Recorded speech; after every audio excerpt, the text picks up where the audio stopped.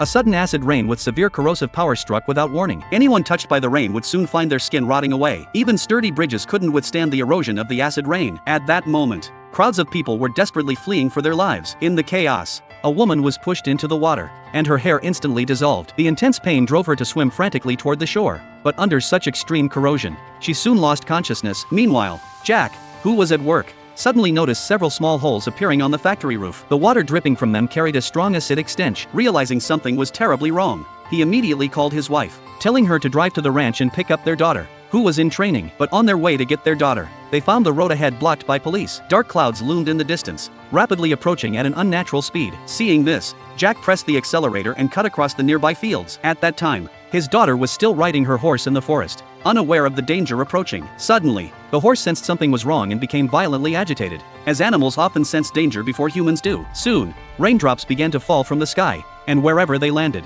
thick white smoke rose. A pungent acidic smell filled the air. Realizing the danger, Millie ran desperately toward the stable, just in time to meet her father. Fortunately, they managed to hide inside the stable before the heavy rain poured down, narrowly escaping disaster. But before they could catch their breath, Jack saw rain leaking from the stable roof. It was clear the shelter wouldn't hold for long. At that critical moment, his wife arrived in the car. Jack quickly covered his daughter with a tarp and helped her into the vehicle. They didn't dare stop for even a second and immediately drove away from the deadly zone. However, the roads outside were completely jammed. Those who hadn't taken shelter in their cars were being burned and corroded alive by the acid rain. When Jack's wife tried to open the car door to check the situation, a man with a body covered in sores suddenly lunged inside. Startled, Jack kicked him out of the car and shouted for his wife to reverse and find another route. Finally, with one hard acceleration, she rammed through the blocked vehicles and escaped the traffic jam at last.